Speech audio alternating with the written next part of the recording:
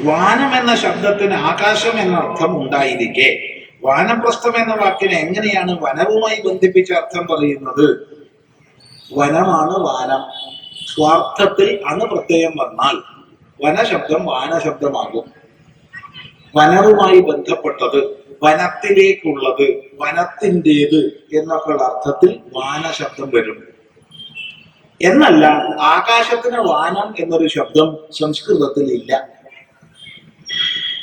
അത് മലയാളത്തിലേ ഉള്ളൂ. വാനപ്രസ്ഥ ശബ്ദം മലയാള ശബ്ദമല്ല, സംസ്കൃത ശബ്ദമാണ്. ആകാശപര്യായങ്ങളിൽ സംസ്കൃതത്തിൽ വാനം ഇല്ല.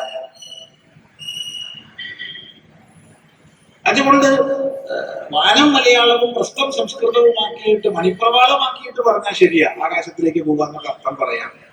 പക്ഷെ സംസ്കൃതത്തിൽ അത് പറയാൻ പറ്റില്ല. അതുകൊണ്ട് കാടുമായി ബന്ധപ്പെട്ടതിലേക്ക് പോവുക, കാട്ടിലേക്ക് പോവുക, കാടിൻ്റെതായ മര്യാദകളിലേക്ക് പോവുക തുടങ്ങി വാനപ്രസ്ഥ ശബ്ദത്തിന് സംസ്കൃതത്തിൽ അർത്ഥം പറയാം.